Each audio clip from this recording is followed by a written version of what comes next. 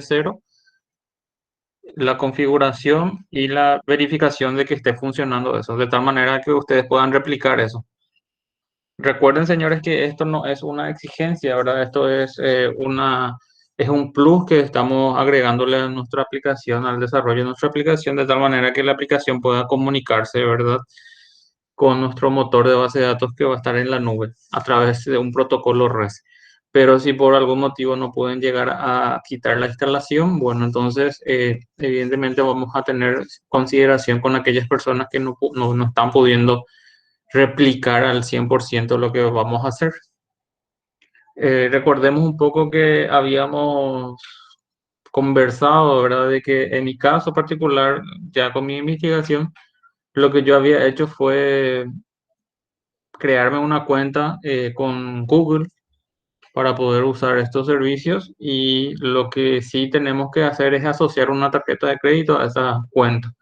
Vuelvo y reitero, ¿verdad? Porque algunos me estuvieron preguntando en la semana si el asociar esa tarjeta implicaría costo, ¿verdad?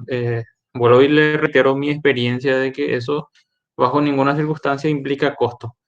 Es para que el día en que se termine el monto que Google te deposita en concepto de dinero virtual, vamos a decirle, para que ustedes puedan ir probando sus servicios. En el caso de que ustedes lleguen a utilizar el 100% de eso, de ese monto, que serían $300, en el lapso de 90 días, bueno, si en esos casos se utiliza todo, te va a preguntar Google si es que necesitas continuar con los servicios, y si confirmas que querés continuar con dichos servicios, o evidentemente ahí ya tenés que empezar a absorber el costo que dicho servicio requiere. Pero en caso de que antes de los 3 meses o antes de que llegues a usar los $300 quieras dejar de utilizar el servicio, cancelas nada más el servicio. O sea, no implica ningún, y la cancelación en sí no implica tampoco ningún costo. Esa es mi experiencia que puedo compartir con ustedes con relación a los servicios de Google. Entonces, yo les animo a que por lo menos hagan esta investigación, ¿verdad?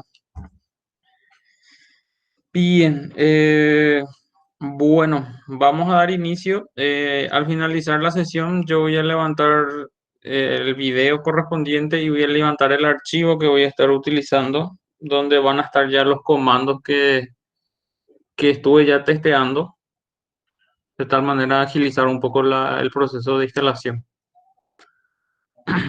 ¿Tienen alguna consulta antes de iniciar? Profe, y el otro que era, o sea, que no hacía falta asociar ninguna tarjeta de crédito, el Firebase creo que se llamaba, ¿no? Y ese es el siguiente. Nosotros habíamos dicho que íbamos a ver por lo menos tres. Y este es el primero, el que implica ya la tarjeta y el que implica ya el protocolo REST, que es fundamental que conozcamos, ¿verdad? Porque eso es lo que es la tendencia también. Y una vez que hagamos todo el circuito, que veamos cómo hacemos la conexión y cómo consumimos los datos y cómo enviamos los datos, pasaríamos a la otra, visualizaríamos también el otro método de conexión. Ah, bueno.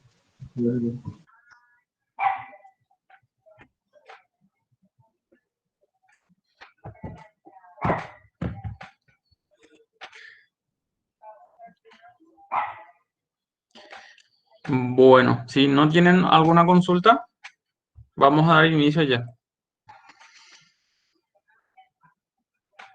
Bueno, vamos a proceder a compartir mi pantalla.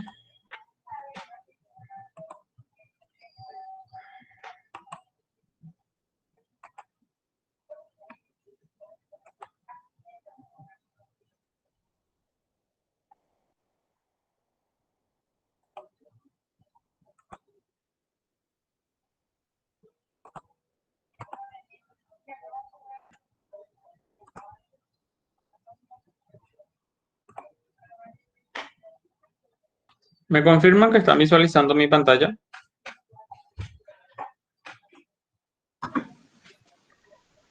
Sí, profe. Bueno, bien, entonces, como habíamos dicho, una vez que nosotros tenemos ya el servicio, es entrar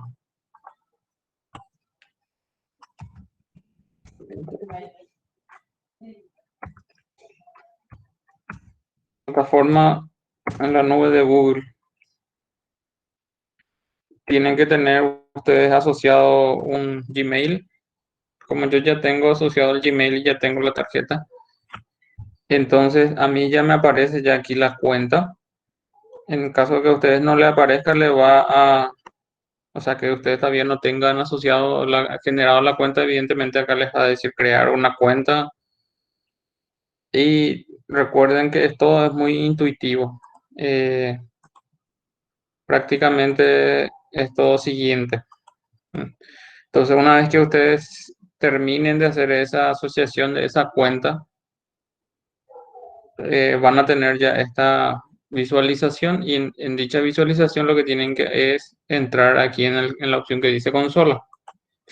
Con la opción de consola lo que le va a hacer es evidentemente previa autenticación de su cuenta, de su correo en sí, les va a mostrar un panel en donde están todos los servicios evidentemente que Google ofrece. A nosotros lo que nos interesa ver el día de hoy evidentemente es cómo crear nuestro servidor privado virtual, nuestro VPS. Entonces, para poder crear o para poder probar este servicio, tenemos que irnos en esta opción que dice Compute Engine. Entonces, vamos a esa opción. Yo tengo varias instancias de prueba. Tengo instancias que están funcionando, que después les puedo mostrar. Y nosotros habíamos creado esta instancia la vez pasada de modo rápido. No vamos a reutilizar, vamos a crear nuevamente uno de cero para que quede evidencia en este video, ¿verdad? Entonces, como esta no voy a utilizar, voy a proceder a borrar nada más. Seleccionar la instancia y borrar. Esto es un concepto de una instancia, sería una máquina virtual, un espacio dentro del data center de Google que vendría a ser nuestra máquina, nuestro servidor. Se borró la instancia. Dice. Bueno, perfecto. Entonces lo que nosotros vamos a hacer es crear primeramente ese pedazo de espacio en el data center que vendría a ser nuestro servidor. Entonces, para poder crear ese servidor, vamos a crear instancia.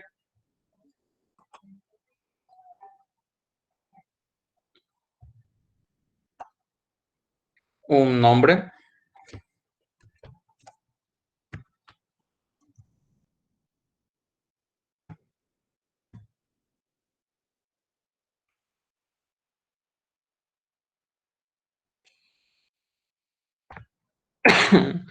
eh, la zona en donde ustedes quieren que se genere, que esté su servidor privado. Aquí están normalmente donde están los data centers sería. Y aquí está en Sao Paulo también hay uno. Si el día de nosotros querramos tener un producto en producción, evidentemente nos conviene que nuestro data center esté en Sao Paulo por el tráfico en sí. O sea, las peticiones van a llegar mucho más rápido y evidentemente la respuesta también va a ser mucho más rápida. Pero en caso de que yo no quiera, yo ahora necesito probar nada más, puedo dejar la que es por defecto. Aquí en tipo de máquina es donde tenemos que configurar los recursos a nivel de hardware que voy a estar utilizando o que voy a estar seleccionando. Por defecto nos da el que tiene 4 GB de memoria RAM. Yo, como les había dicho, yo para esta prueba elijo solamente el que tiene uno porque yo estoy utilizando esta cuenta y entonces mientras más capacidad yo le agregue a este servidor, evidentemente aquí si ustedes se fijan me dice que me quedan $290 de crédito y 75 días. Entonces, mientras más recursos yo vaya utilizando, evidentemente eh, voy a estar utilizando más crédito. Entonces, por ende, yo elijo el que es la opción mínima, que es evidentemente la que a nosotros ya nos sirve para poder hacer las demostraciones y las instalaciones en sí. Entonces, una vez que ustedes elijan a nivel de hardware, pasaríamos a nivel de software. Entonces ahí tendríamos que elegir el sistema operativo que va a estar instalado dentro de nuestro servidor. Por defecto nos aparece un Debian, yo le doy cambiar y puedo directamente poner, ahí están las opciones de los sistemas operativos con los cuales yo podría llegar a trabajar. Elegimos un Ubuntu, que es una versión bastante amigable, bastante simple y que también a nosotros nos facilitaría la parte de las instalaciones y configuraciones. Los otros sistemas operativos y tal vez implique ya conocer un poco más de lo que sería ya servidores en sí, servidores Linux. Prácticamente tenemos casi todas las opciones Linux, pero también ahí en la última opción está un Windows Server. Pero si ustedes eligen el Windows Server, ustedes saben que por defecto tienen que pagar la licencia. Entonces aquí evidentemente no podemos, no tenemos formas de evadir algún tipo de licencia. Bueno, entonces elegimos el Ubuntu y si quiero elegir la versión 18, que era la versión con la cual estaba probando, ustedes evidentemente van a elegir la que ustedes consideran. Pueden aumentar el tamaño, pueden disminuir, le dejo yo por defecto. Y bueno, y una vez que haya seleccionado todas las opciones que estuvimos conversando, le doy seleccionar. Y a partir de ahí, básicamente lo que tenemos que hacer es agregarle permisos. Permisos para que se pueda acceder a través del protocolo HTTP y HTTPS, perdón, a mi servidor. En algún momento como yo voy a instalar un servidor web, para poder tener mi protocolo red activo al 100%, yo en algún momento puedo crearme una página web, puedo crearme una página de bienvenida o un sistema y puedo alojar en dicho servidor y puedo configurar para que el protocolo de entrada sea el protocolo seguro, el HTTPS. Por eso es que aquí yo ya le digo que pueda permitir el tráfico. O sea, por defecto, por seguridad, cuando ustedes crean un servidor, todos los puertos van a estar cerrados. Eso es por regla de seguridad básica. Entonces, lo que nosotros tenemos que hacer es, según la necesidad, nada más ir habilitando los puertos. En este caso, el HTTP va a habilitar el 8080 y en este caso el HTTPS no me acuerdo qué puerto es, tenemos que ir a ver después la configuración, pero tiene también su puerto específico por el cual se va a poder acceder. Y después cuando vamos a crear el motor de base de datos, el motor de base de datos, si en este caso el trabajo de investigación lo había hecho con el MySQL, entonces me tocó habilitar el puerto 3306, que es el puerto por defecto del MySQL. Y si hacemos con el de Postgres, una vez que se instala todo, tenemos que habilitar el puerto 5432. Sin esos puertos habilitados, evidentemente la petición nunca va a llegar hasta el servidor. Entonces va a haber un permiso denegado. Entonces eso es lo que implica aquí habilitar estas dos opciones ya. Bueno, y más que nada eso, ¿verdad? Aquí son muy pocas las selecciones que tenemos que hacer, o son esas las selecciones que tenemos que hacer, y una vez que haya seleccionado todo, le doy crear, y esto dependiendo de la configuración, dependiendo del recurso y dependiendo ya de la velocidad de internet, entonces esto va a crear rápidamente o va a tardar un tiempito pequeño. Acá abajo está creándose la instancia PRG4. Bueno, acá ya me dice que ya ha sido creado. Este es el número de IP interno que me asignó y este es el número de IP externo, o sea, el IP que voy a estar utilizando para poder llegar hasta mi servidor.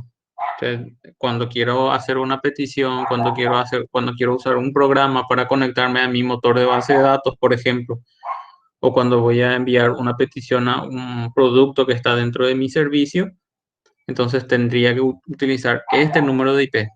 En otras palabras, cuando a ver si recuerdan un poco nuestra clase de conexión que usábamos en PRG3, por ejemplo, nosotros teníamos una URL de conexión y le indicábamos el localhost, porque nuestro servidor estaba instalado dentro de nuestra propia máquina.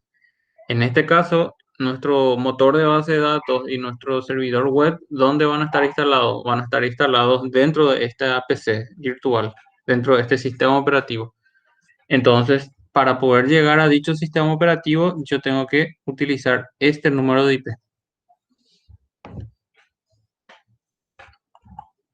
Bueno, entonces ya tengo aquí la instancia y esta es la instancia del administrador en sí. Después, para poder acceder al servidor en sí, yo basta con que aquí están las opciones. Aquí están las opciones con las cuales yo puedo acceder. Y la que está por defecto, la que utilizamos por defecto, o sea, la que yo utilizo por defecto, es que se cree una ventana segura dentro del propio navegador. Y esa es la que se está visualizando, se está levantando en este momento. Ustedes visualizan esa pantalla, esa ventana que dice conectando.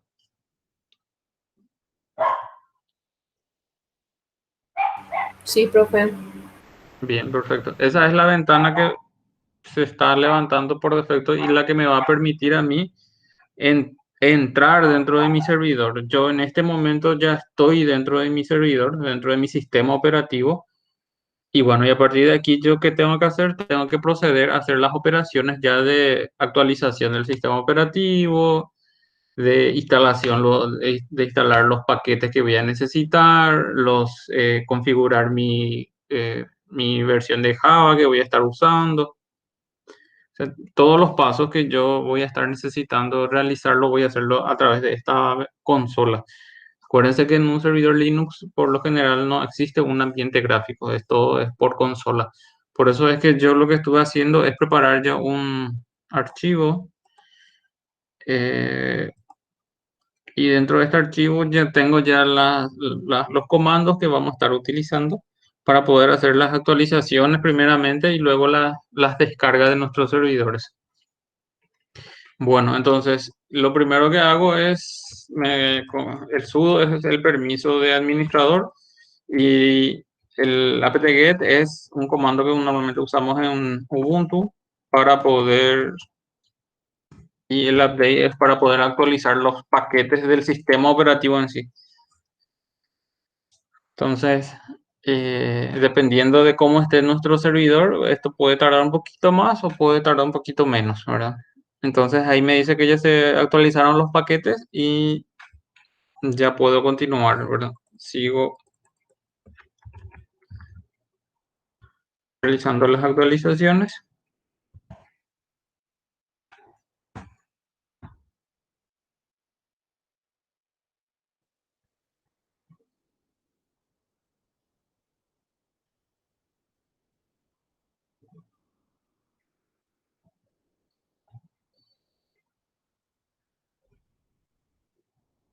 Como yo voy a estar utilizando un servidor web y como nuestro lenguaje de programación es Java en sí, evidentemente tengo que instalarme un servidor web que tenga compatibilidad con Java, porque yo voy a necesitar levantar ahí un programa que se va a comunicar a través de un protocolo REST con nuestra aplicación en sí.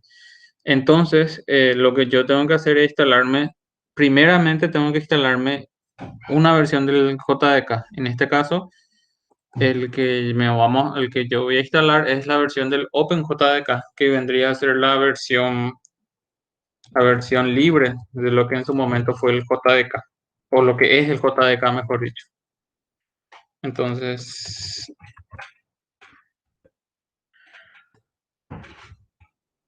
la Y siempre es para aceptar y la N para rechazar la operación. Me dice que 559 megas va a necesitar para poder hacer la instalación del OpenJDK. Esto es lo que nosotros solemos hacer luego a nivel, o en algún momento lo hicimos, cuando quisimos instalar, por ejemplo, el IDE NetBeans. Si era la primera vez que iban a trabajar con el NetBeans, primero que tenían que hacer, primero tenían que instalar la versión del JDK con el cual iban a trabajar. Y una vez instalado el JDK, el siguiente paso era instalar el IDE NetBeans. Entonces, en este caso, lo primero que yo estoy instalando es el OpenJDK. Y una vez instalado todo el OpenJDK, vamos a instalar el Glassfish, que es el servidor web con el cual nosotros ya habíamos trabajado en lenguaje de programación 3. Entonces, vamos a instalar ese servidor web que tiene soporte para Java.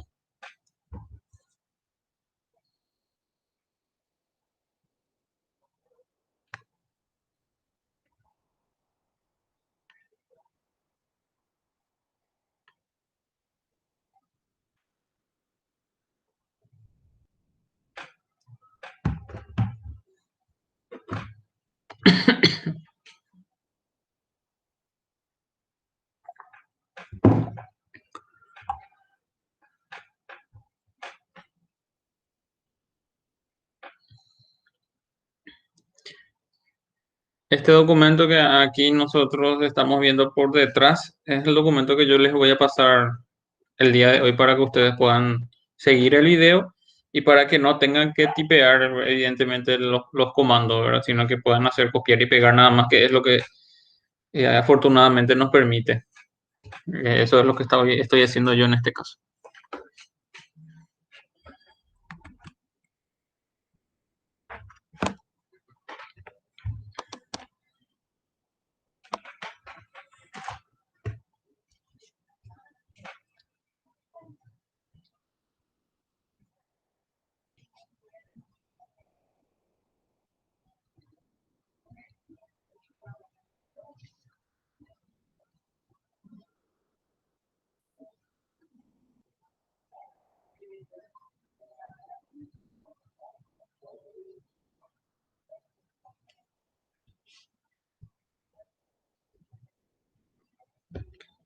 Bien, ahí acaba de finalizar.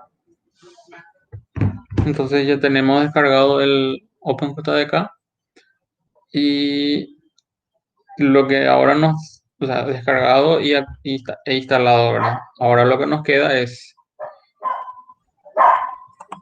podemos hacer ya directamente la descarga. O sea, este fue el orden que yo había puesto. Me posiciono en el directorio del opt.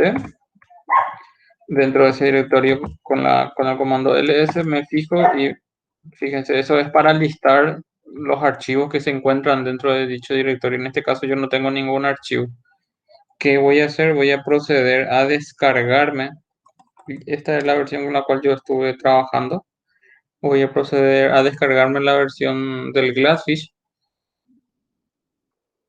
para poder realizar el trabajo siguiente, ¿verdad? Esta era la última versión, pero con esta última versión tuve un pequeño conflicto que no pude subsanar.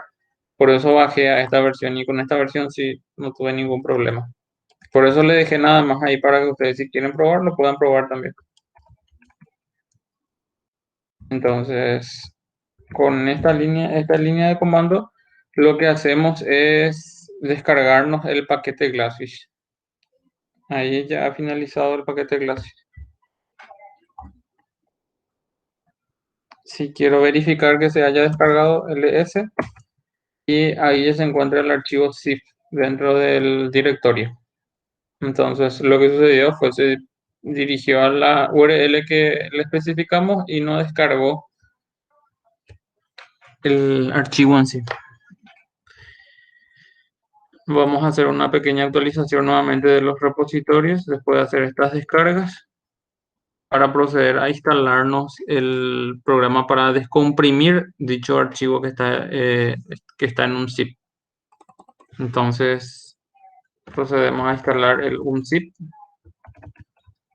que es el programa que vamos a estar utilizando para poder hacer para poder descomprimir el archivo que acabamos de descargar. Como se fijaron, fue bastante rápido porque son programas pequeños. Una vez que hayamos descargado ya el archivo para descomprimir, lo siguiente que tenemos que hacer es el comando unzip, es para poder descomprimir justamente el archivo. Y Sudo es para tener los permisos de administrador nada más. Ahí está, se descomprimió, le digo ls nuevamente. Y fíjense que ahora tengo el archivo glassfish.zip y tengo el glassfish 4 que sería la carpeta ya descomprimida. El Glassfish en sí no se instala, no es como el OpenJDK que tenemos que darle install Glassfish. El Glassfish lo que hacemos es descargamos el programa en sí y dentro del programa en sí están ya las carpetas las carpetas de configuración que vamos a estar utilizando nosotros para poder iniciar el servicio o para reiniciar el servicio o para parar el servicio. Pero es un programa que ya está ya por defecto preparado como para que pueda iniciar cuando nosotros necesitemos. No se necesita la instalación de dicho programa.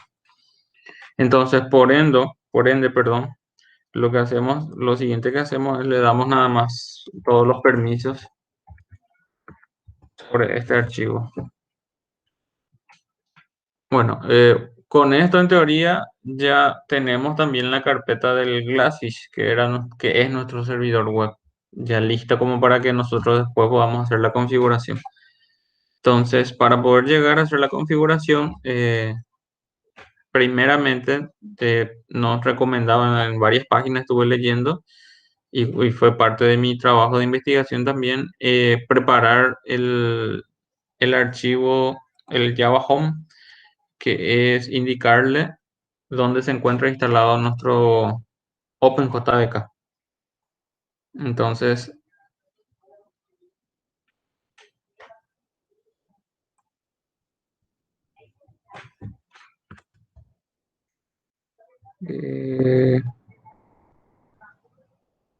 esto no recuerdo. Esto lo que hace es nos va a direccionar a otro archivo, los permisos para poder levantar el entorno. Y con esta línea lo que hacemos es indicar de que en este directorio vamos a incluir, ahí ha quedado. De esta manera nosotros le estamos diciendo que en este directorio se encuentra instalado el OpenJDK. Entonces, en algún momento cuando algún programa quiera visualizar dicho o necesite llegar al directorio de instalación del OpenJDK, va a verificar el Java Home y va a encontrar este directorio. Lo siguiente que hago es verificar nada más si realmente se agregó eso al archivo. Y fíjense que aquí está el Java Home y ahí me indica el directorio en donde se encuentra instalado. Entonces esto es un editor de texto. Solamente que es un editor de texto, evidentemente no el bloc de notas como el que solemos usar, ¿verdad? Que es a nivel de Windows, ¿verdad? Entonces el editor que estamos usando es el Nano, que es uno de los editores normales que se usan cuando trabajamos con Ubuntu, por ejemplo. Y bueno, y entonces con esto lo que hacemos es confirmar de que el Java Home ya fue agregado al archivo correspondiente. Control X para salir. Como no hubo ninguna modificación, evidentemente el archivo no me pidió ninguna confirmación de acción. Bueno, de esa manera nosotros ya hemos configurado el Java Home porque el Glassfish en sí utiliza el Java, como habíamos dicho. Entonces, por seguridad nada más, tenemos que hacer esa pequeña configuración. Y luego ya en teoría estamos preparados como para poder encender o prender o generar o activar, como quieran llamarlo, el Glassfish. Entonces, como le había dicho, el Glassfish no se instala, sino que se descomprimió en la carpeta, en el directorio del OPT, y este es el directorio donde tenemos que llegar a este archivo, y el start domain lo que hace es lanzar el servicio del Glassfish, ejecutar el servicio del Glassfish. Entonces, si no tenemos ningún problema, si todo está bien hasta el momento, al hacer esta operación, aquí me tiene que empezar a decir que se está ejecutando y me va a empezar a mostrar unos mensajes y me va a decir que se ha levantado o se ha ejecutado en forma exitosa y me dice que el administrador tiene que ingresar por el puerto 4848. Y esto es lo que tenemos que habilitar también y configurar para que podamos nosotros utilizar el modo consola de nuestro administrador. Eh, Perdón, el modo gráfico de nuestro administrador. Porque ahora mismo con este servicio ya levantado, si yo me voy hasta mi instancia, fíjense que es PRG4, le doy un clic aquí al número de IP y por defecto, o sea, la acción predeterminada lo que hace es trata de ingresar a ese directorio, ¿verdad? Por defecto, él siempre va a tratar de entrar por el HTTPS. Nosotros le quitamos y acá le ponemos, como dijimos, el puerto por defecto para el HTTP es el 8080. Entonces, si yo le pongo 8080, le doy Enter. Fíjense que aquí ya está el Glassfish. Esta ventana o esta visualización que ustedes están teniendo es porque el servidor Glassfish ya está ejecutándose. Ustedes ya están dentro del localhost. Este sería como como el index que ustedes van a tener dentro de su web, dentro de sus proyectos cuando levanten.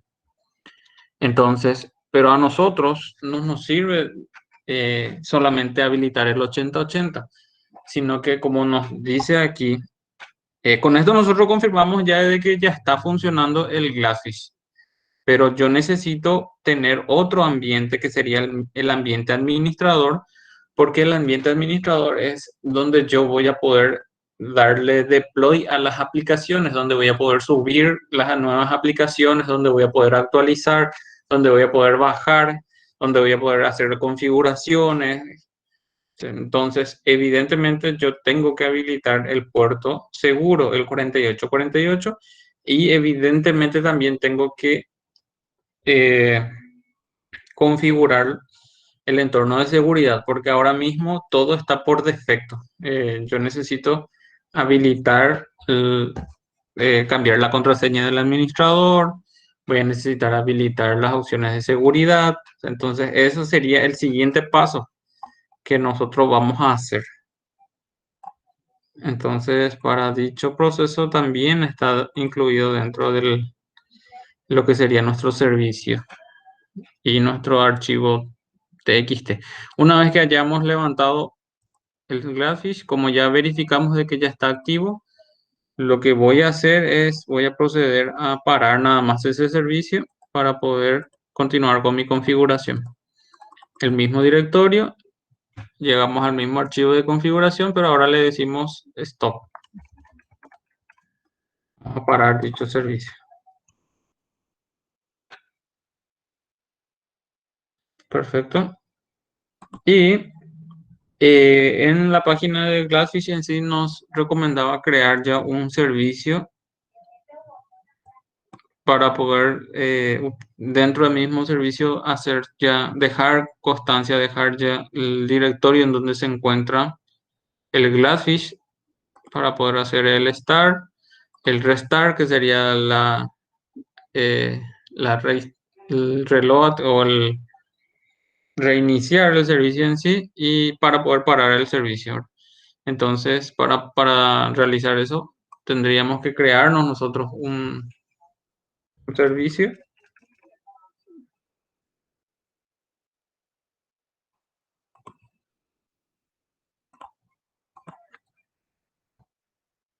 Enter, y me crea un archivo vacío. Entonces, todo esto sería parte del archivo. Acá lo que va a variar es dependiendo de la versión con la cual ustedes instalen, ¿verdad? Como yo les dije, yo quise instalar una versión más actualizada, la 5.01 creo que era. Entonces, pero como tuve un problema, la desestimé y trabajé con otra versión, la anterior a esa. Bueno, pero si ustedes quieren probar con las 5 primero, entonces evidentemente acá tienen que actualizar estos valores acorde a la versión con la cual están trabajando. y evidentemente el directorio verificar que se encuentre su archivo Glassfish que se encuentre dentro del dicho directorio. Entonces, ese es el punto que ustedes tienen que cuidar en este archivo. Una vez que hayan hecho esa actualización,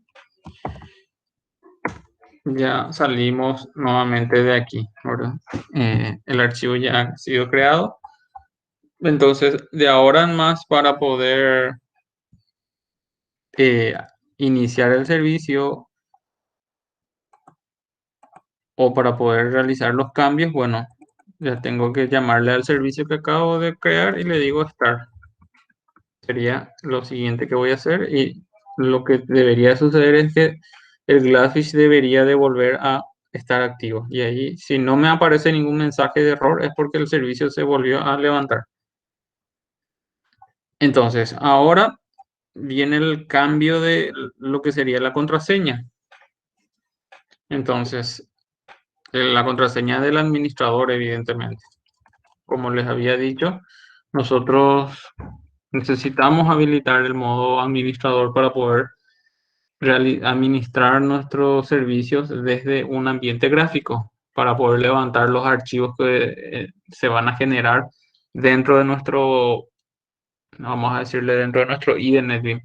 Si no sé si recuerdan que ustedes en algún momento hicieron la pregunta de cómo se generaba un archivo y cómo se levantaba finalmente esos archivos a la web, ¿verdad? Y les había comentado de que el IDE NetBeam tiene ya la generación, el empaquetado y la generación de una extensión .war. Cuando ustedes están realizando un sistema web o una página web, si están haciendo en Java en sí, cuando le dan generar y construir, él lo que hace es verifica que no exista ningún error dentro de su código, y lo que hace realmente es genera un archivo compilado cuya extensión es .war. Entonces, desde el administrador del Glassfish, lo que sería es, o lo que nosotros tendríamos que hacer es levantar ese archivo en un directorio. Entonces, a partir de ahí, eso va a quedar disponible para que nosotros podamos llegar hasta dicho directorio. Entonces, por eso es que sí o sí nosotros tenemos que habilitar el ambiente administrador. Entonces, lo primero que hacemos es decirle que vamos a cambiar la contraseña. La contraseña por defecto del admin es admin. Si yo le pongo enter, ya asume que es el admin. Y su password por defecto está vacío. Entonces, enter nada más también aquí. Y ahora sí me pide que vuelva a ingresar una nueva contraseña para el admin. Y entonces aquí tenemos que ponerle una contraseña. Y vamos a ponerle la fecha de hoy, ¿verdad? 28/05/2021. Enter. 28/05/2021. Hay que recordar nada más este password. Ahí me dice que ya ha sido cambiado en forma exitosa. Y lo siguiente es habilitar el modo administrador, habilitar la seguridad del modo administrador. Ahí me pide nuevamente el administrador y me va a pedir la contraseña del admin. 28/05/2021. Enter. Y me dice que la contraseña ha sido cambiada en forma exitosa, pero que tengo que reiniciar el servicio para que pueda surgir efecto. Entonces, el último paso sería el restart, que está aquí en la última línea. Ahí le dimos el restart y ya ha sido reiniciado nuestro Glassfish. Entonces, en teoría, en este momento, yo puedo irme nuevamente hasta mi instancia de mi ambiente de Google Compute. Vuelvo a darle un clic sobre mi número de IP. Si recordamos, habíamos dicho que por defecto él trata de entrar con el HTTPS, y el puerto que nosotros habilitamos era el 4848. Entonces, al darle enter, Ahí me dice que la conexión no es privada porque no hay ningún certificado de seguridad, pero yo lo que tengo que hacer es darle configuración avanzada y me pregunta, mejor dicho, si quiero continuar y evidentemente esto es bajo mi responsabilidad, le digo, ¿verdad? Entonces yo le digo que sí, yo confío en esta dirección y ahí me está levantando la consola del modo administrador de mi Glassfish. Mi servidor Glassfish ya está listo como para ser utilizado. Bueno, vamos a esperar a ver si no nos levanta ningún error. Nos va a pedir el usuario y la contraseña, ¿verdad?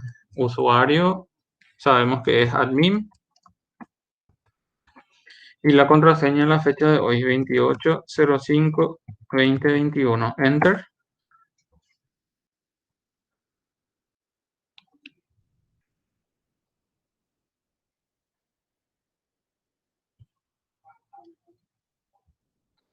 Y aquí estoy ya dentro del modo administrador de mi servidor Glassfish.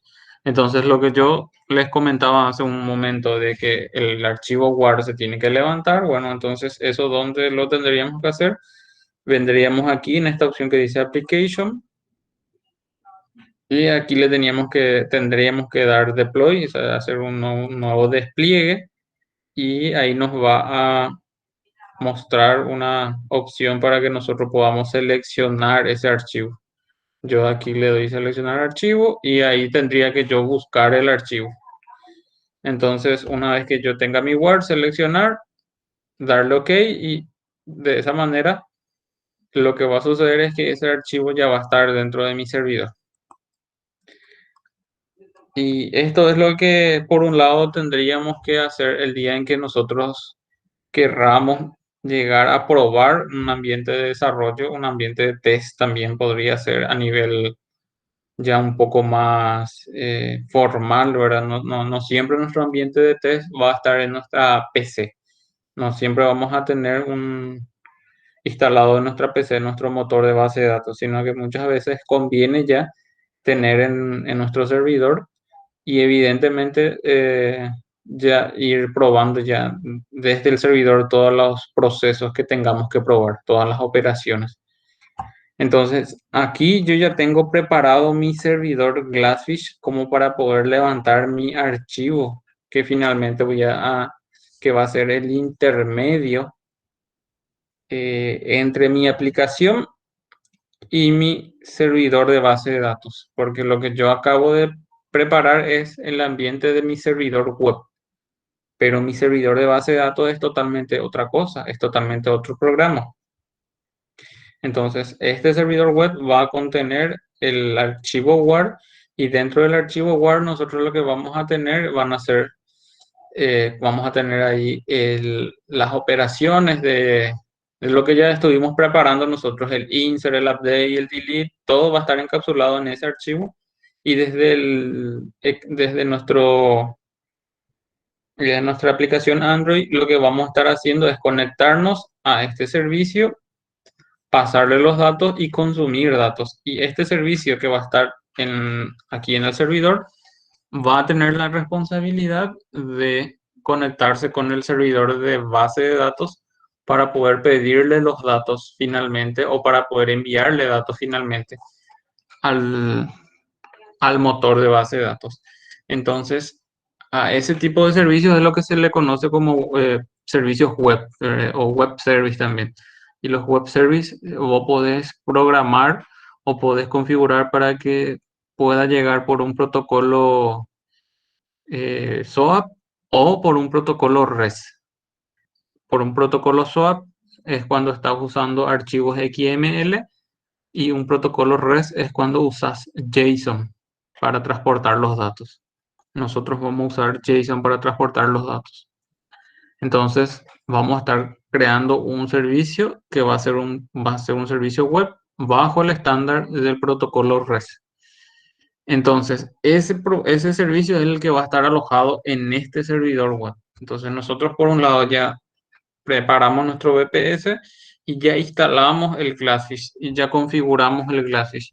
Ahora lo único que yo tengo que hacer es acordarme mi contraseña, ¿verdad? Tendríamos que anotar en algún lugar que pusimos la fecha de hoy, ¿verdad? cuando querramos ingresar a este servidor, ¿verdad? Inclusive, como habíamos mencionado, de que no es necesario de que ustedes de que tengan que instalarse sí o sí esto, o si no tienen una tarjeta de crédito por asociar, bueno, pueden utilizar este servidor que va a quedar ahí disponible durante el curso. Una vez que termine la materia, evidentemente el servidor se va a bajar, ¿verdad? O cuando termine nuestro plazo de 90 días, o los $300, evidentemente. Entonces, aquellos alumnos que no están pudiendo replicar o no pueden crear un entorno personalizado, entonces bien pueden usar este servidor para poder levantar sus archivos y probar también. Porque ustedes ya van a saber cómo hacer eso. O ya saben cómo hacer eso, mejor dicho. Por defecto, hay un punto que casi se me pasó. Por defecto, cada instancia tiene unas reglas de accesos permitidas y no permitidas, como yo les había mencionado al inicio.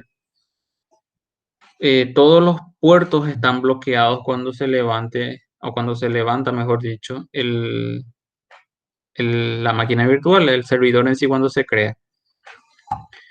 Entonces, si yo quiero ver los permisos que tiene, me posiciono sobre o selecciono aquí. En este caso, esta es mi instancia. Aquí las opciones y le digo ver detalle de red.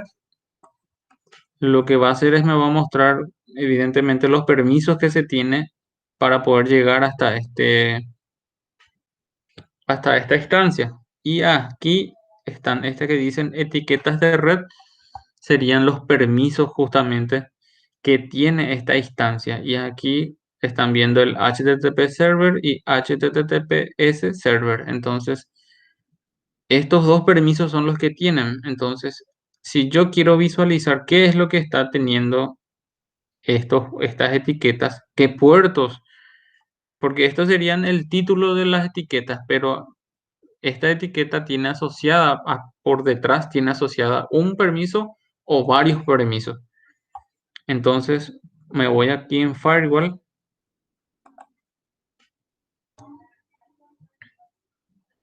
Y aquí están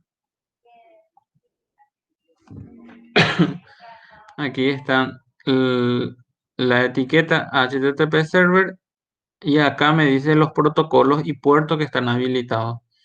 Y si se fijan, está habilitado el TCP 80, es porque otro puerto también está habilitado para poder acceder a por dicho puerto. Y ahí es donde está el 8080. Y si se fijan, acá está el HTTPS, server HTTPS, y el 443, 4848, es decir, 4848.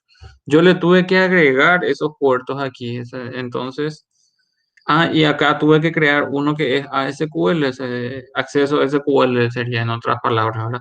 Y entonces esta etiqueta lo que va a hacer es va a permitir que se pueda acceder mediante el puerto 3306, que es el puerto que utiliza el MySQL, que es el motor de base de datos que me tocó hacer la investigación en este caso ahora. Entonces, si ustedes quieren crear una nueva regla, es crear una nueva regla de firewall, un nombre X, por defecto, prioridad es la velocidad con la cual va a hacer las peticiones, si va a ser un tráfico de entrada o solamente de salida. Y si ustedes quieren limitar a qué instancia va a tener acceso, a qué instancia sería a qué servidor. Nosotros tenemos varios servidores, ¿verdad? En este caso, si ustedes quieren que un puerto solamente esté asociado a uno solo, ustedes aquí ya pueden especificar ya solamente a cuál puede ser asociada. Y si después yo asocio a otro puerto, a otro servidor, eso va a ser, me va a generar una restricción, me va a decir que ese protocolo solamente está o fue creado para trabajar con tal servidor. Si quiero especificar un rango de IP, si quiero poner el puerto, aquí es donde yo le pongo los puertos, ¿verdad? Todo entre comas. Entonces, si yo me fijo, voy a darle editar al que ya tenemos para que ustedes vean la configuración. El nombre que le puse, la prioridad, el rango de IP sería 0000/0, sería cuando vos no estás restringiendo de que se pueda acceder solamente desde un número de IP, sino que acá vos estás diciendo de que cualquier IP puede realizar una petición. Está liberado a nivel de IP, en otras palabras. Y acá está especificado el puerto 3306. Entonces, si yo me fijo en el del HTTPS, es cuestión de darle clic.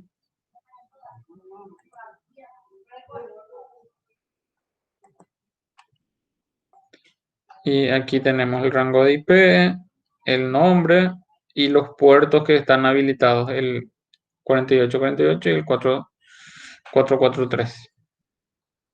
Entonces, lo que sucede es que cuando esta regla de firewall está asociado a mi servidor, quiere decir que a ese servidor se va a poder llegar desde cualquier número de IP y va a poder escuchar peticiones HTTPS por el puerto 443 o el puerto 4848.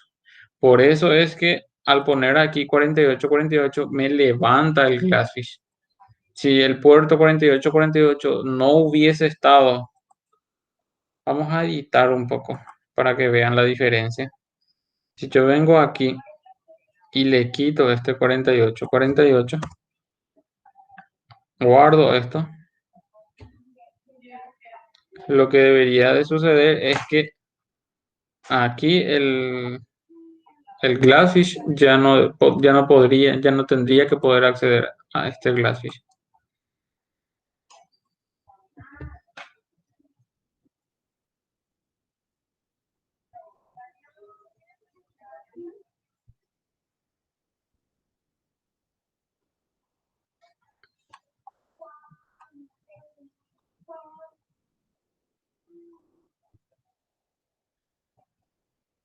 Ya no puedo acceder.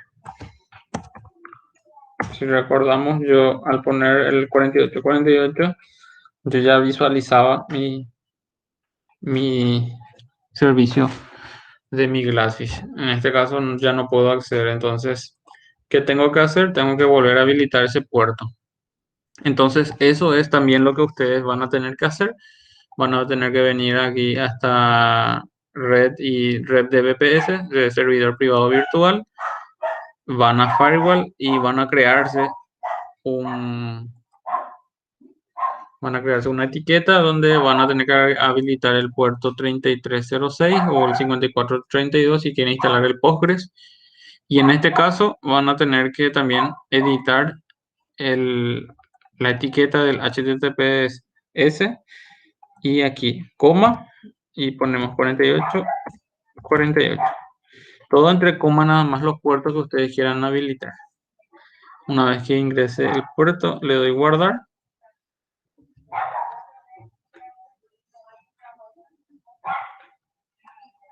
Y deberíamos de refrescar esto.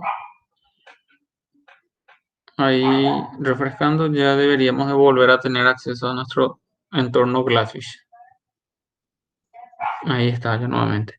Entonces, ese también era un punto importante que tendría que mencionar para que ustedes también tengan conocimiento. Entonces, de esa manera ya tenemos instalado y configurado nuestro Glassfish para que podamos nosotros en algún momento levantar nuestros archivos compilados, ¿verdad? Como habíamos mencionado, nosotros vamos a usar este Glassfish para poder comunicarnos directamente contra el motor de base de datos. Entonces, evidentemente nos queda otro trabajo que es instalarnos y configurarnos también el motor de base de datos para poder trabajar nuevamente con mi proyecto ahora, ¿no? Para tener mis tablas de mi proyecto ya dentro de dicho motor, ¿verdad? Pero dicho motor ya no va a estar en forma local, sino que va a estar en nuestro servidor. Entonces, ¿qué hacemos? Nos vamos nuevamente hasta nuestro servidor, salimos del directorio de etc y también ustedes van a contar con otro archivo. Este es el archivo Glassfish, ¿verdad? Y ahora vamos al que es MySQL.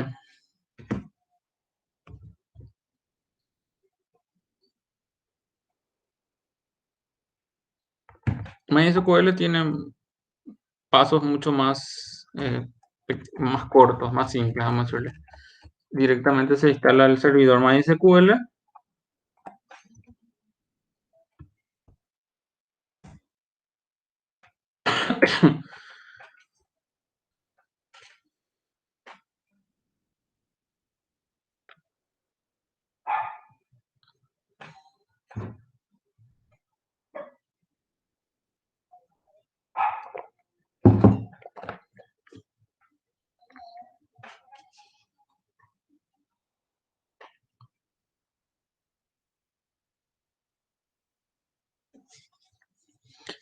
Ya se ha descargado e instalado el servidor.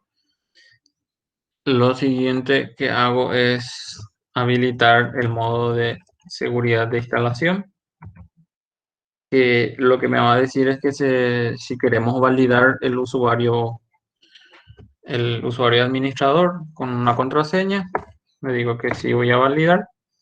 Me pone ahí la longitud de qué longitud en teoría tendrías o querrías poner en tu contraseña.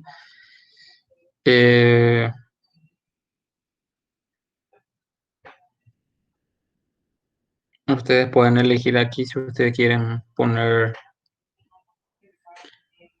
cualquiera de las tres opciones. Si van a poner baja, mediana o larga, ¿verdad?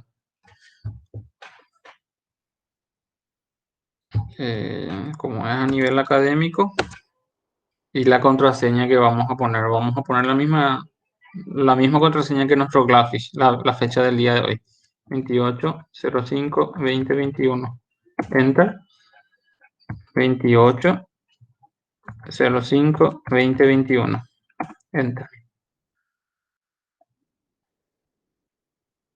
Bueno, nada más. Me habla del tamaño, ¿verdad? Sí. Evidentemente tal vez no cumple con los requisitos necesarios, ¿verdad? Pero igual ya confirmé que voy a quedarme con esa contraseña.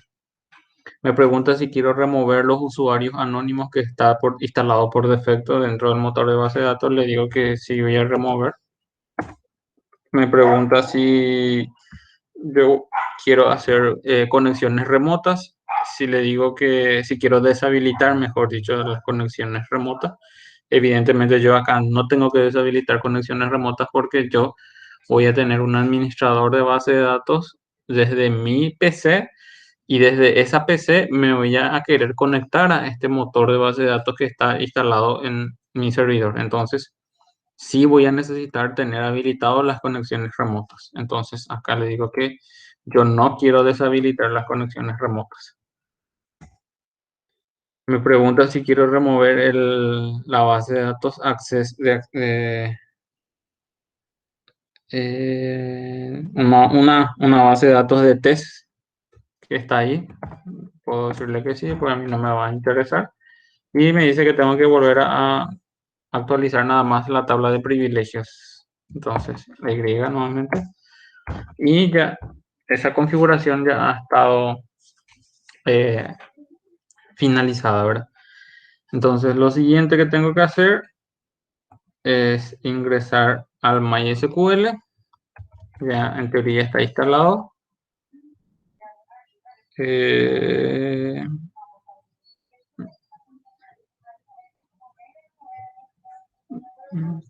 que este era el paso.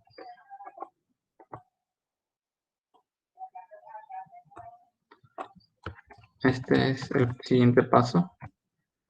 Este es un archivo de configuración dentro ya del MySQL. Y en este archivo de configuración, ¿qué es lo que tenemos que hacer? Tenemos que editar el número de IP con el cual se va a poder acceder. Y en este caso, si ustedes se fijan, aquí me está diciendo claramente de que se va a poder acceder desde el siguiente número de IP 127.0.0.0.1. Significa de que es la máquina local, sería el sinónimo del localhost. Entonces, ustedes nuevamente ya saben que nosotros no solamente de forma local no vamos a habilitar, vamos a conectarnos, sino que cualquier usuario, desde cualquier número de IP deberíamos de poder conectarnos. Entonces, lo que tenemos que hacer es actualizar ese valor a dicho valor, 0.0.0.0.0, es evidentemente lo que le va a representar de que cualquier IP va a poder realizar las conexiones remotas mediante este puerto 3306. Entonces, habiendo hecho esa modificación, le digo control X, me va a preguntar si quiero guardar la modificación, Y para confirmar, enter. Entonces, he modificado ya mi archivo de configuración de MySQL. Y ahora lo que tengo que hacer, ahora sí, me voy hasta el MySQL. El password del MySQL que nosotros le ingresamos, que es el 28052021. Enter. Ya estoy dentro del MySQL. ¿Para qué ingreso dentro del MySQL? Para poder crearme un usuario que voy a estar utilizando para mi conexión remota. Esa es esta línea que está aquí.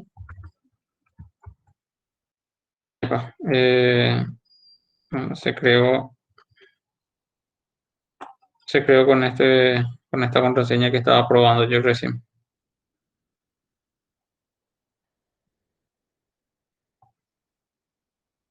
No importa. Darle los privilegios a ese usuario remoto que acabo de crear y actualizar los privilegios de mi MySQL. Con eso ya en teoría lo que puedo hacer es salir del MySQL y reiniciar el servicio del MySQL para que surjan efectos. Ahí ha sido reiniciado el MySQL y con esto en teoría ya tengo instalado también el MySQL y tendría que probar mi conexión. ¿Cómo tendría que probar esa conexión? Tendría que habilitarme o tendría que tener un administrador de base de datos.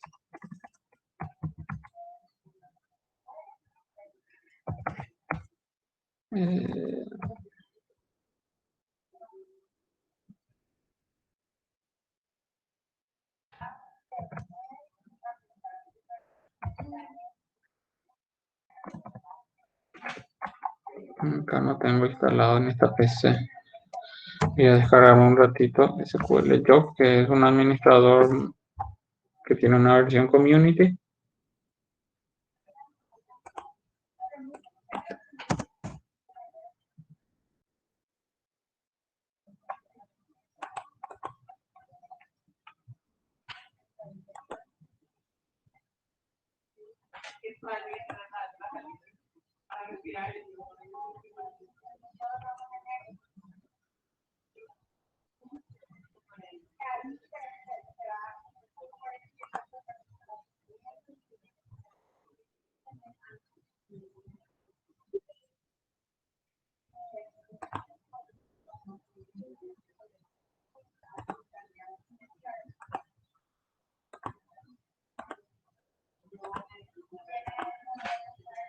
Vamos a instalar.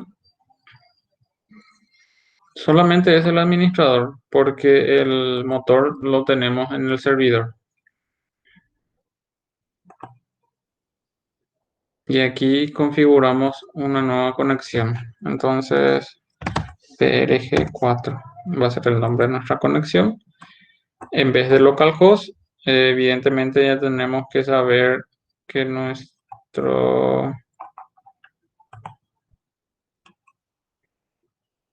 tenemos que irnos otra vez hasta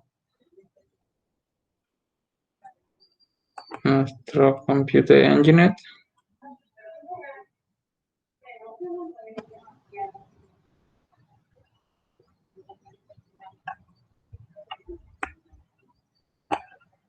Acá está el PRG4. Este es el número de IP.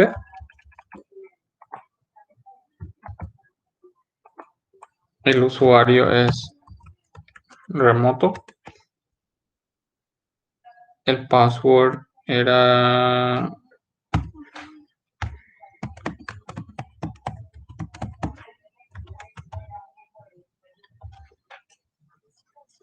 y el puerto 3306. Le doy test. Acceso denegado.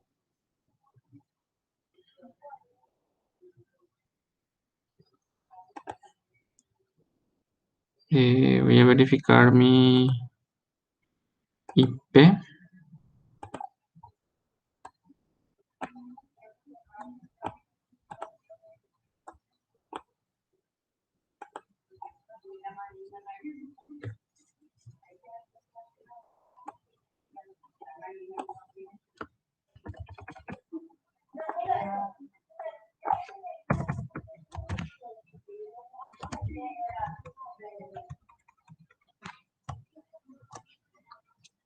Mi usuario.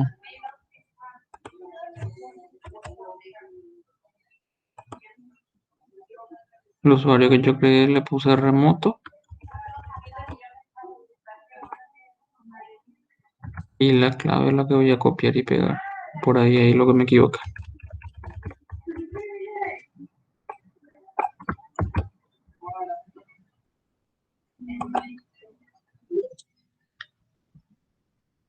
Mi conexión ya ha sido exitosa.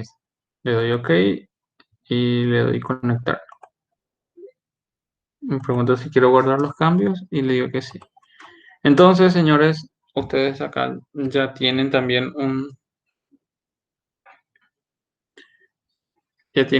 su motor de base de datos instalado en su servidor. Entonces, este es el directorio de su servidor y aquí tienen el MySQL ya en forma remota. Entonces, lo que nosotros tenemos que hacer es, después de esto, es crear nuestra aplicación REST. Que para crear nuestra aplicación REST es básicamente lo que nosotros ya venimos haciendo y agregarle una librería nada más a nuestro proyecto. Y esa aplicación REST es la que va a estar consumiendo datos directamente desde nuestro motor de base de datos.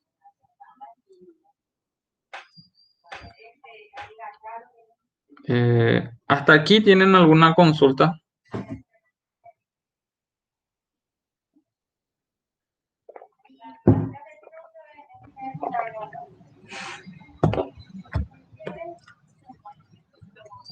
Sin problema.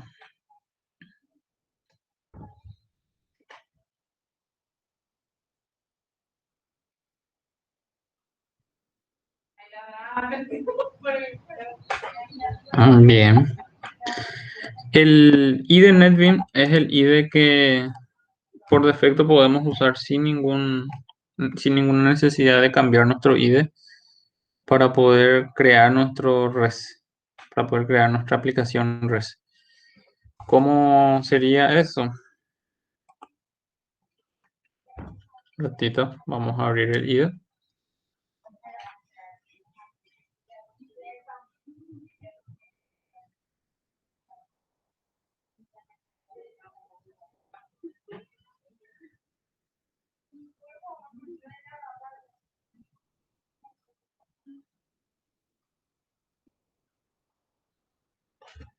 Mientras podemos crearnos un motor dentro del servidor.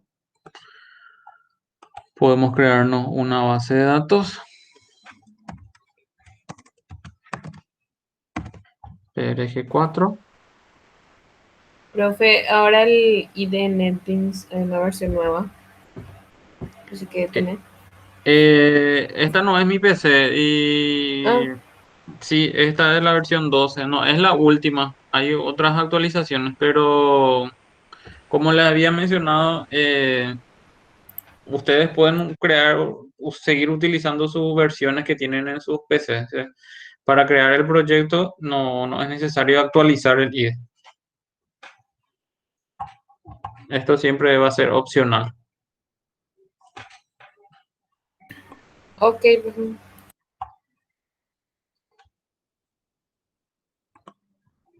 Bueno, entonces aquí se tiene la base de datos en sí y dentro de la base de datos se puede crear las tablas según nuestra necesidad.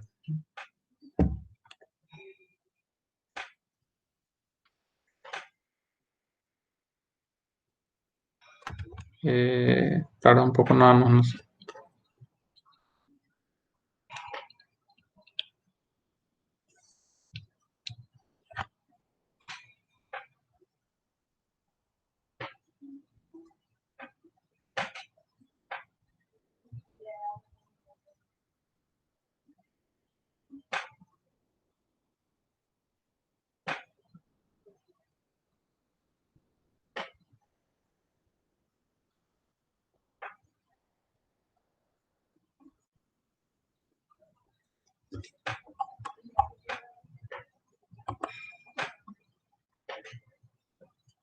Vamos a ver.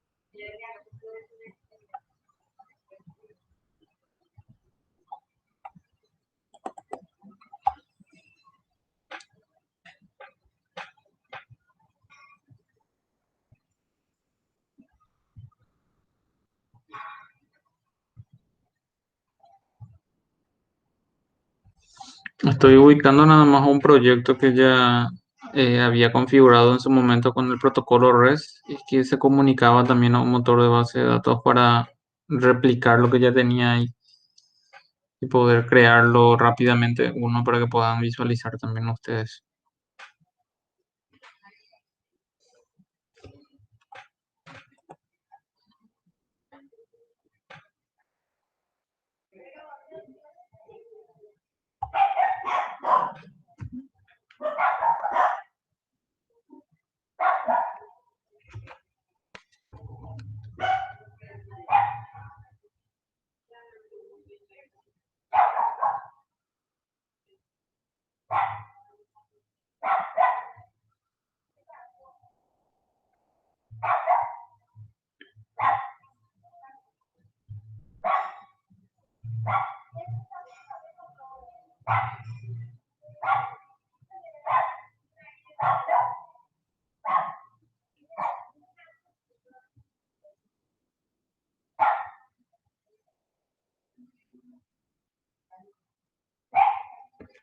Ahí se levantó.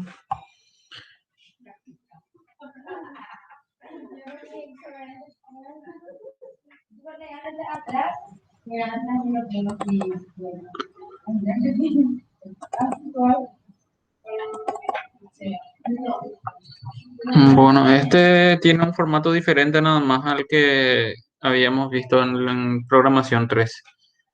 Pero a modo de ejemplo podemos usar esto ya sin mayores dificultades. Eh, eh, lo que tendríamos que hacer es crearnos un proyecto nuevo.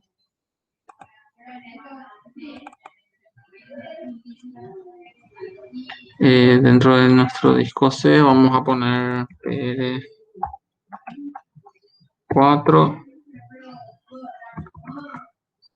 web service.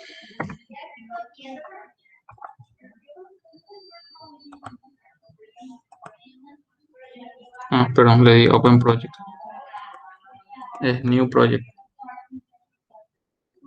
Tenemos que en este caso elegir un proyecto web application.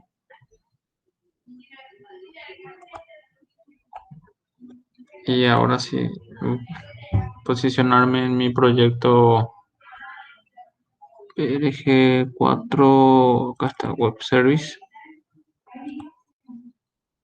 Y ponerle aquí un nombre.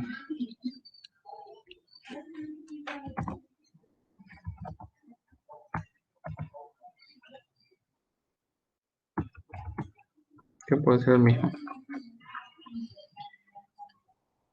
No tengo instalado. Esta máquina no tiene instalado ningún servidor. Pasa que sí o sí tenemos que tener instalado el Glassfish para poder configurar ya en forma local, vamos a decirle. Entonces, y en ese punto sería interesante y más que fundamental que nosotros trabajemos con la misma versión de la que instalamos nuestro servidor. O sea, aquí para que se entienda nada más, yo necesito armar un ambiente local solamente para poder codificar, pero para levantar cuando una vez que codifique todo y que compile todo, yo voy a tener que levantar ese archivo compilado, voy a levantar a mi servidor final. Entonces, evidentemente, en mi ambiente local también voy a necesitar tener el Glassfish. Entonces, eso es lo que no estaba teniendo acá.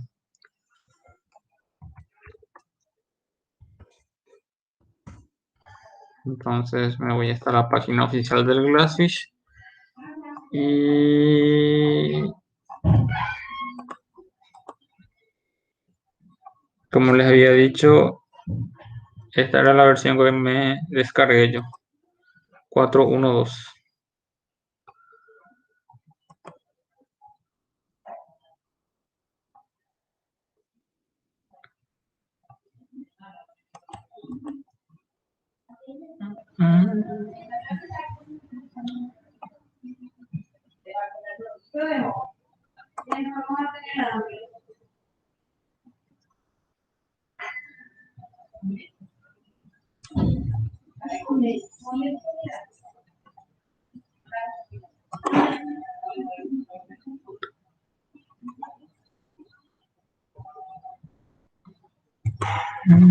Estoy intentando la plataforma de Oracle.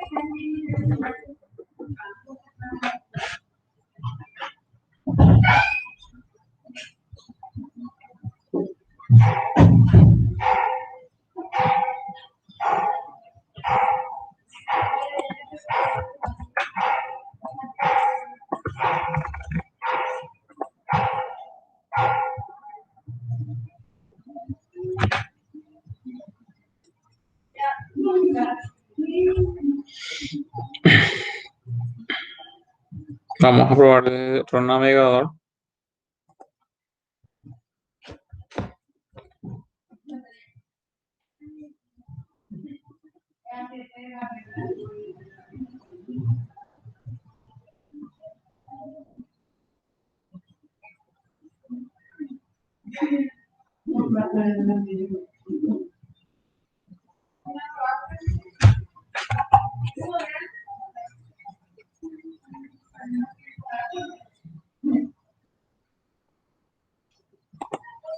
Esto ya no vamos a necesitar.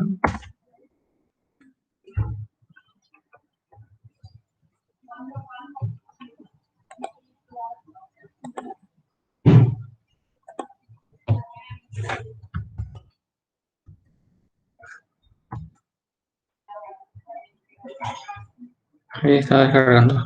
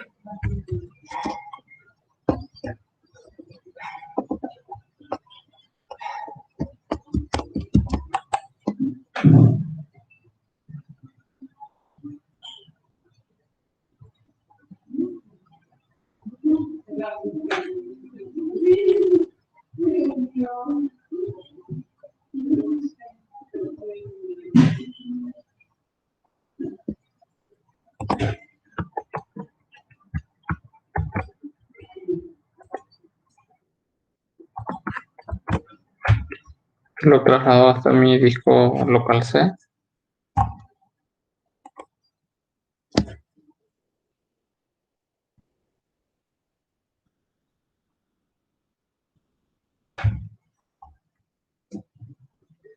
Lo voy a descomprimir.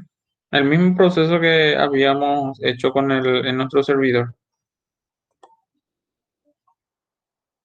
Solo que aquí ya es un ambiente gráfico.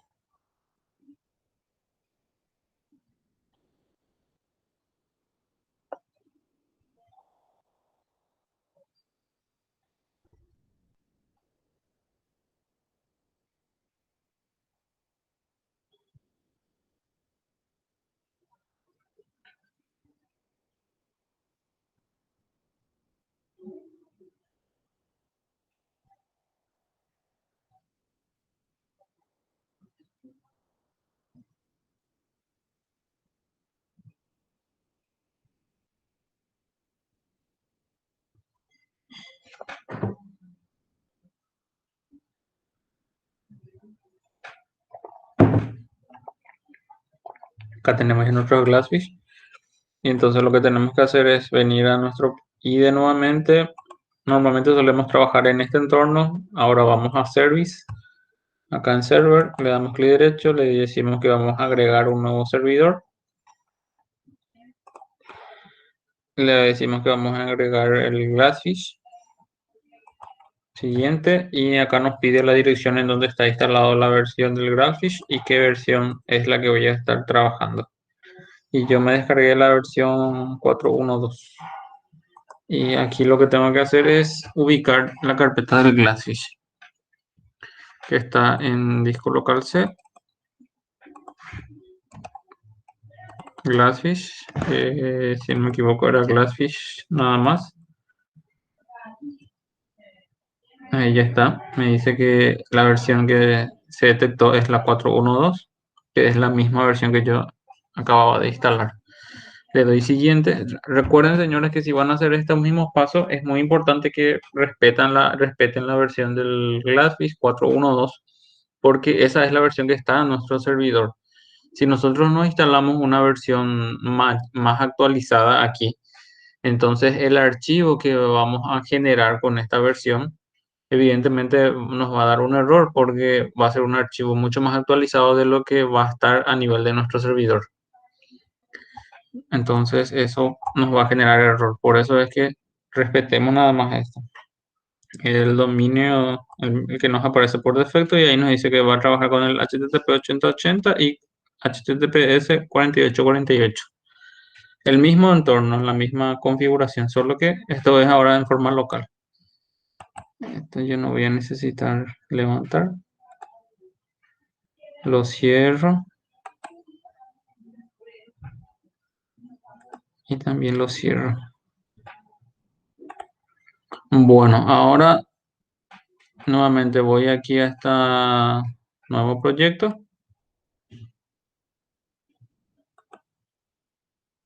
Java Web Application. Me voy hasta mi proyecto PRG4 Web Service. Ok.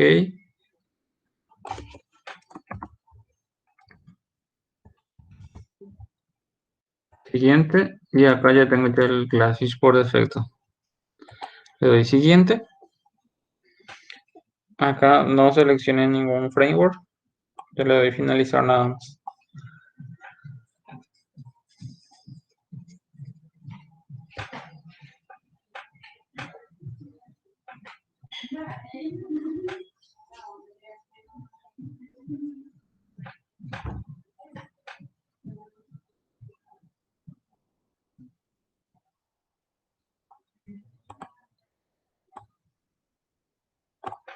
Este es mi archivo index.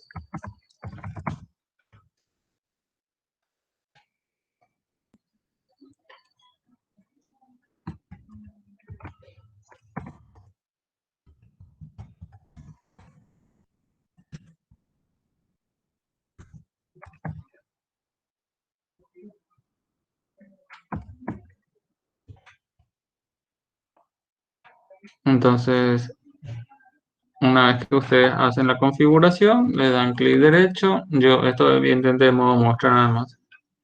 Le damos clic derecho, le damos crear y construir.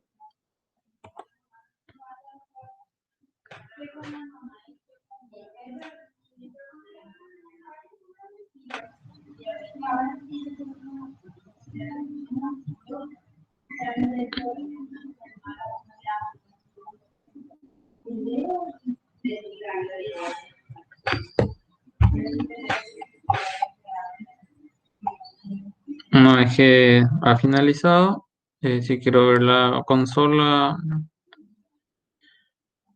output y la consola del Glassfish, nuevamente aquí service.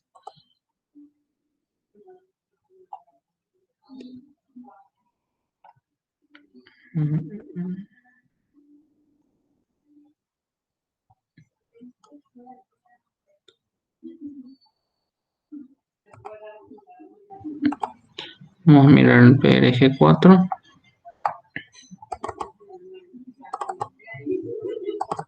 Acá está una carpeta dis y ahí está el PRG4. Este es el archivo Word que nosotros tenemos que levantar desde nuestro Glassfish. Entonces sería desde este punto. Posiblemente aquí nos va a pedir que nos volvamos a loguear. Lo vamos a probar.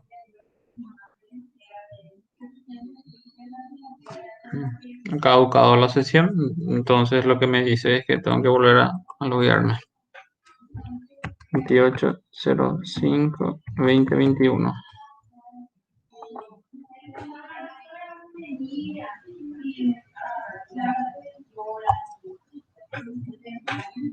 Bueno, entonces aquí en Application le digo Deploy.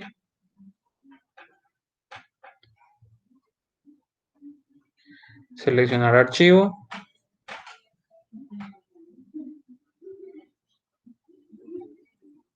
Me tengo que posicionar en la carpeta de PRG4, dentro de la carpeta dis, ahí está mi archivo Word. Selecciono, le digo Open. Ahí ya me reconoce. Y básicamente aquí no hay que hacer ninguna modificación. Le digo OK nada más. Esperar que levante todo. Ahí ya me dice que ya está ya como para deployar, mejor dicho. Y le digo lanzar. Ahí me dice que este es el directorio para poder llegar por el HTTP normal, el 8080. Pero acá hay una pequeña modificación que tenemos que hacerle. En vez de poner PRG4, ese es el nombre de la instancia. Nosotros, ¿qué tenemos que hacer? Tenemos que poner el número de IP. Y el número de IP es este.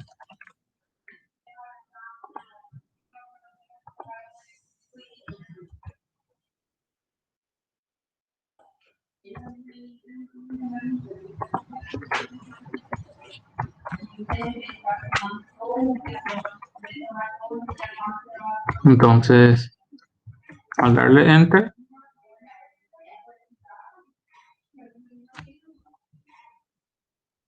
perdón.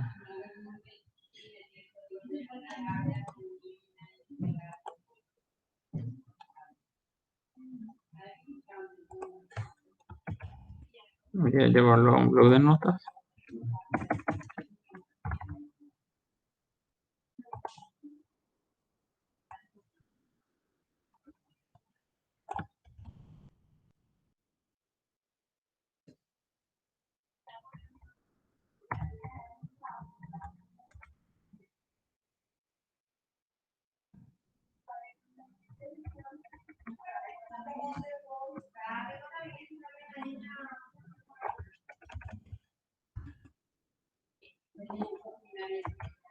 Pego nuevamente.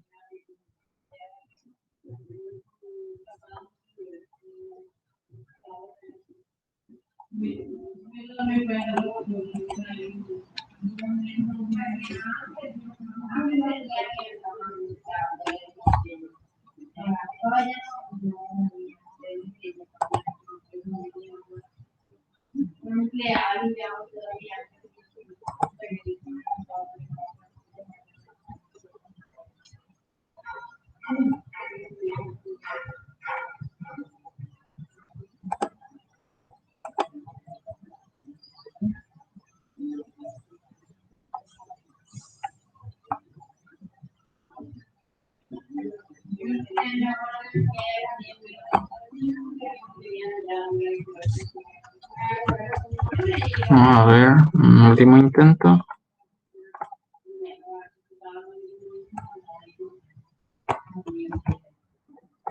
Está bien aquí, es llegar al puerto 8080. Este posiblemente el que esté.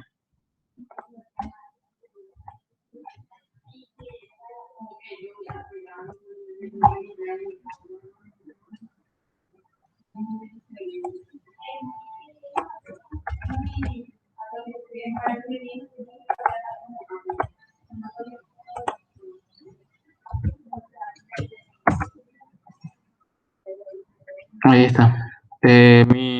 Mi URL estaba en forma incorrecta. Acá había una barra, un slash dentro, antes del puerto y no debería de ser así.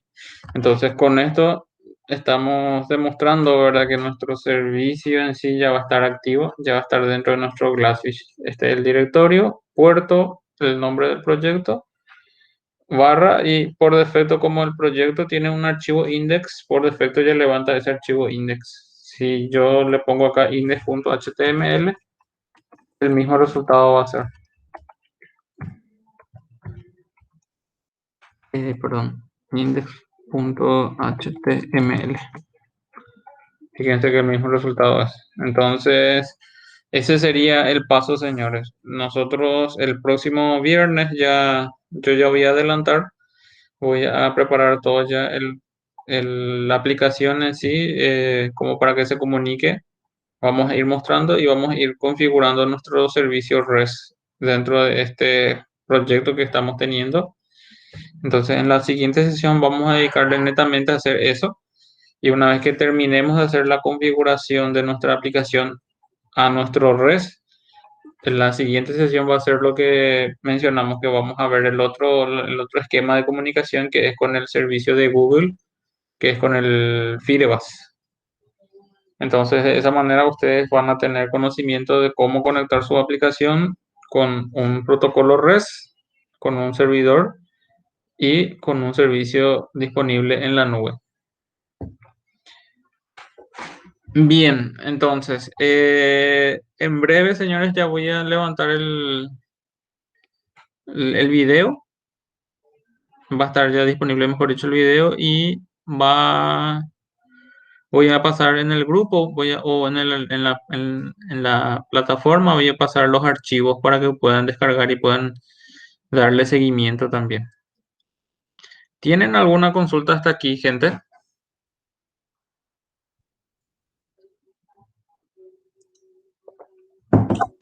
Por mi No, parte, profe, ninguna, profe. Probablemente mientras hagamos puede ser.